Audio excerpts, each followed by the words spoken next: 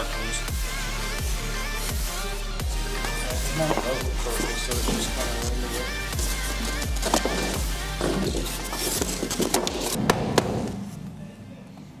What are we doing here, Jake? nothing. Oh, nailing up our outside perimeter foam boards. We cut them 5.5 inches. We're thinking that they might be a little bit below the surface of the concrete, but we're not real worried about it since the walls are going to be framed on top. But yeah, I cut them 5.5, and then once we get all the perimeter up, then we'll start laying them down flat.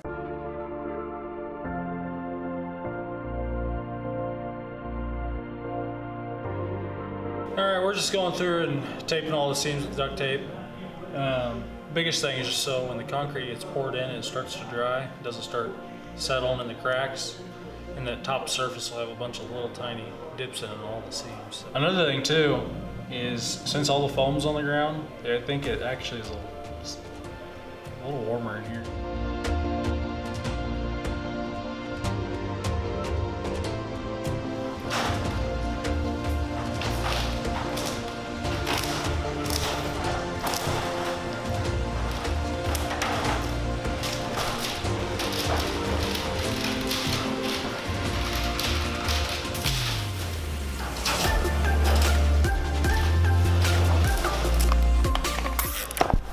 Would you like to teach the audience how zip ties work? All right, so we got some, is it rolling? Yeah. We got some zip ties here. You just gotta slide these around, pull them through. Plenty of zip ties here. We're gonna do them about every foot. We're tying them down to the concrete mesh pretty much as often as we can to make sure there's no bumps. Right here, the spacing on this concrete mesh is about 6 inches to each row. So if we can get one about every other spot, we're in good shape. Just slip them around the bottom. And just make sure that the text is as flat as it can be, so when they pour the concrete, none of this is gonna go up or down, and we should be good like that. And we'll probably go through and put in some staples or something to hold this down. Other than that, good to go. And we're gonna cut off.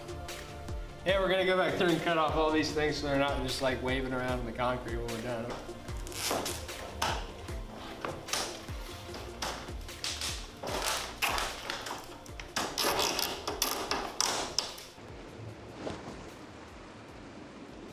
All right, guys, we got our pressure tester here. It's something this is the pressure tester gauge I bought. Just got it on Amazon. This one in particular goes up to 60 PSI. And from the research that I've done, it's best to pressure test the system at about 40 PSI. So this one will do the trick. Some of the other ones didn't go quite as high.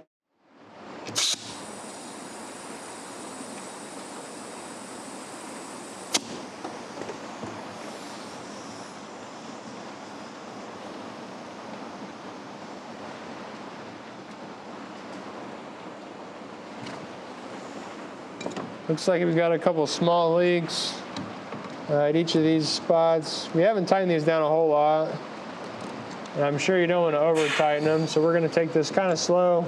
I really probably should go and put a couple of screws in this so it doesn't keep falling over. All right, so we've done the pressure test on here. We got to about 40 PSI on the air.